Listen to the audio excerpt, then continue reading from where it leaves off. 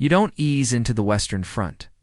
There is no adjustment period, no gradual understanding. The moment you arrive, the war is already inside your lungs, your skin, your thoughts.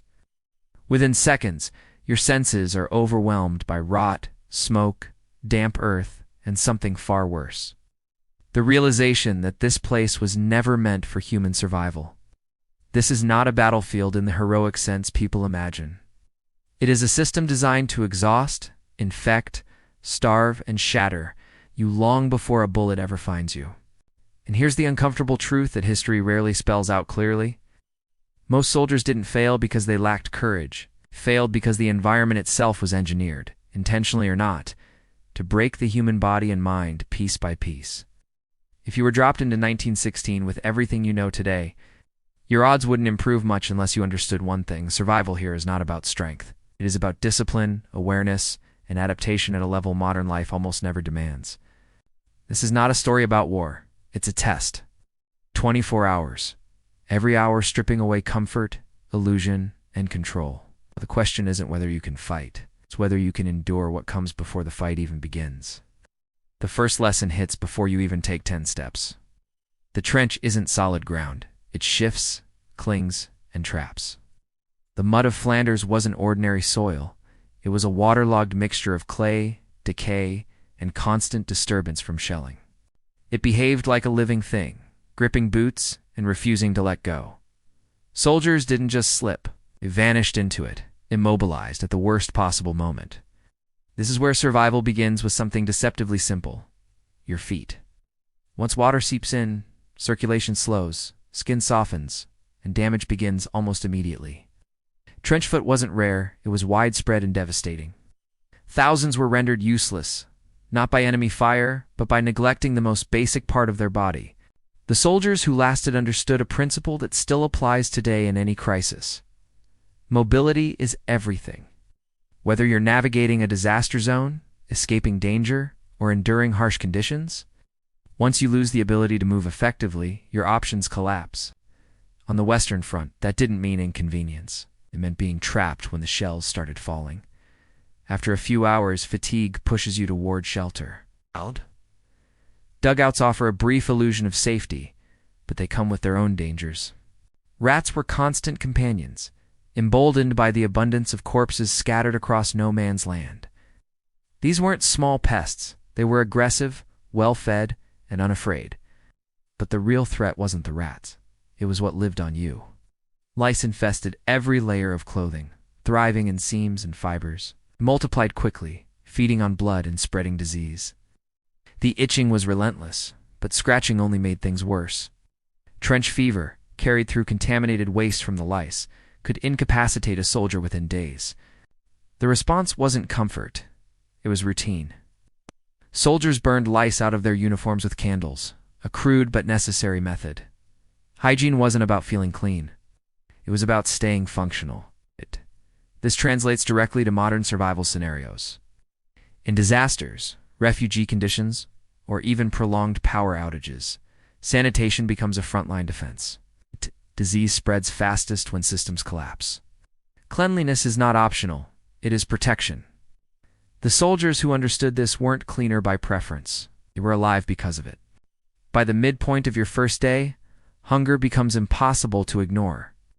Not the casual hunger of a missed meal, but a deep, persistent emptiness that drains focus and energy.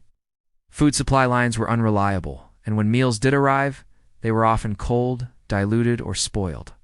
What remained constant were rations, tinned meat, hard biscuits, and tea carried in fuel-contaminated containers. None of it was pleasant. Some of it bordered on inedible, but it served a purpose. The soldiers who survived learned to disconnect food from enjoyment. It became fuel, nothing more. Hard biscuits were softened in liquid to avoid dental damage. Water that tasted of chemicals was still consumed because dehydration was a faster killer than bad flavor. In modern life, comfort defines our relationship with food. But in survival conditions, that mindset becomes a liability. The ability to accept what is available, rather than waiting for something better, is what keeps the body functioning. Nutrition is not about preference when survival is at stake. It is about maintaining the engine that keeps you moving. As darkness settles, the battlefield changes character. The noise begins gradually, then builds into something overwhelming. Continuous artillery fire turns the environment into a constant vibration. This isn't intermittent danger, it is sustained pressure, both physical and psychological. The human brain isn't built for that level of sensory assault. Prolonged exposure led to what was then called shell shock. Men lost the ability to speak, to focus, to respond. Today, we recognize it as a severe form of trauma, but at the time, it was misunderstood and often dismissed. This is where one of the most important survival lessons emerges. Mental endurance has limits. Ignoring those limits doesn't make you stronger, it accelerates breakdown. Even outside of war, sustained stress, noise, and pressure erode decision-making. In emergencies, panic and fatigue are just as dangerous as external threats. The soldiers who endured weren't immune to fear. They developed ways, however crude, to manage it, even if that simply meant holding on long enough to see the next hour. By the time the first light returns, exhaustion has set in deeply. Then comes the sudden shift, a warning, a signal, and a visible change in the air itself. Gas attacks introduced a new dimension of danger, invisible at times, slow-moving at others, but always lethal. Chlorine burned the lungs. Phosgene delayed its effects until it was too late. Mustard gas attacked skin and eyes, lingering in the environment long after deployment. Survival here was binary. There was no partial success.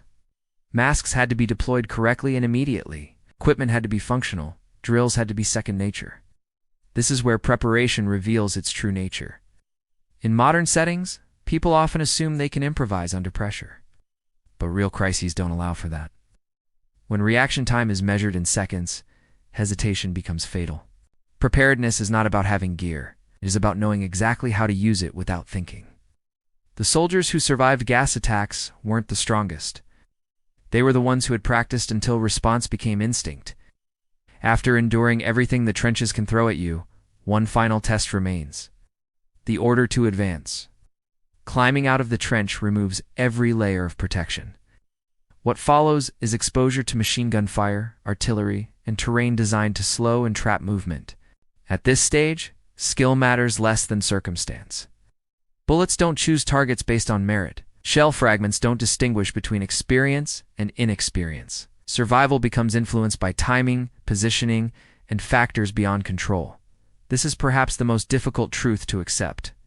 Not every outcome can be controlled. Preparation, discipline, and awareness increase your odds, but they do not guarantee survival. Understanding this doesn't make the effort pointless. It makes it realistic. The goal is not perfection. It is to stack the odds in your favor as much as possible. If you reach the 24-hour mark, you are not the same person who started. Your body is damaged, your mind strained, and your perception of comfort permanently altered.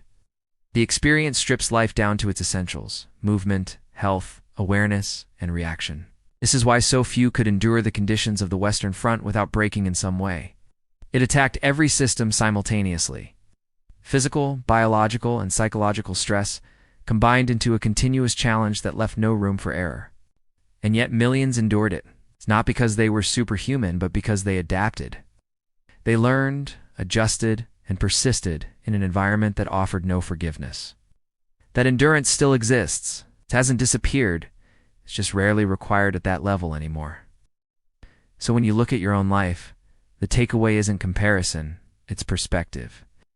The systems that kept those soldiers alive, discipline, adaptability, preparedness, and mental resilience, are the same systems that apply today, whether you're facing a crisis or simply trying to become more capable.